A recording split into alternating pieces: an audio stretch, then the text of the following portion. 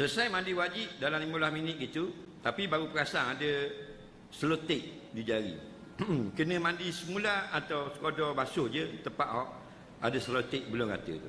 Baik, dia mandi junub, lepas mandi junub naik atas rumah, masuk dalam bilik ada selotik kat kaki. Tahu tak selotik? Apa? Ha? Bukan gam, plaster.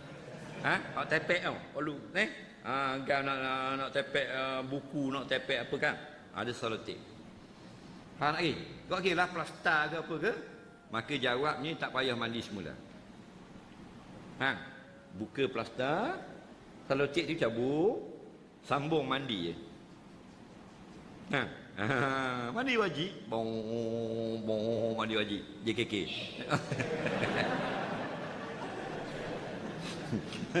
Mandi rata belaka. Nak. Lak. Sampai kat cermin, plaster luka dia. Ataupun selotik. Kau andallah double side tape ke apa duduk atas dahi. Jadi cabut tape ni, pergi dalam bilik air, tak dalam bilik air tak apa. Ada air segelas bekas minum situ. Asal air mutlak kan? Kenyih, biar rata air. Cuah biar rata ambil. Ada air botol ke dalam bilik? Cuah. Faham? Biar rata. Niat dalam hati sunat, sambung mandi tadi. Sunat, kerana ada khilaf ulama. Habis tu, buh mula tik.